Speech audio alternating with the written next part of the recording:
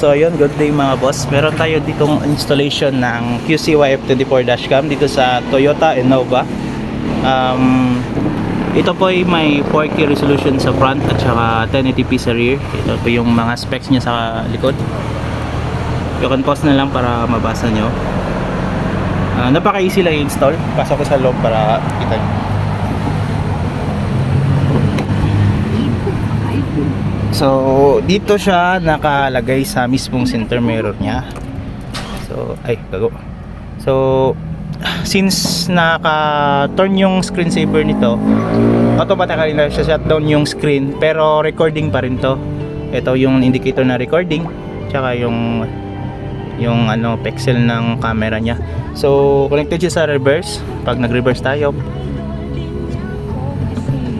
yan, automatic nagre-reverse, tsaka may trajectory na rin po. Kumpara sa stock na camera, ang layo ng difference ng output niya. Ito parang black and white lang. Yung sa QCY, HD na HD po yung output niya. Tsaka napakadali lang ikabit. Wala po tayong makikitang wires dito. Secure na secure po. Tsaka nakagandahan dito is recording.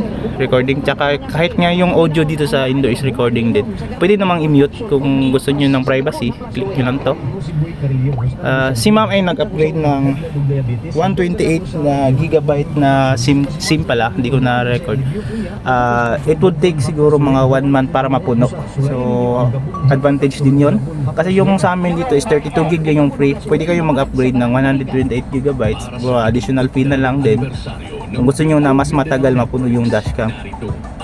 Ito po yung mga na-record niya.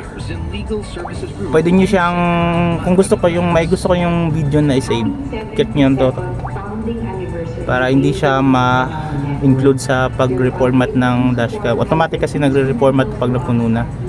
And then you can check your videos here. Pwede din manual delete. Yun lang, napaka-basic lang i-control ng dashcam na to. Ito lang, parang swipe lang. Front camera. Ito is the reverse camera. Ito mataas. Ito yan.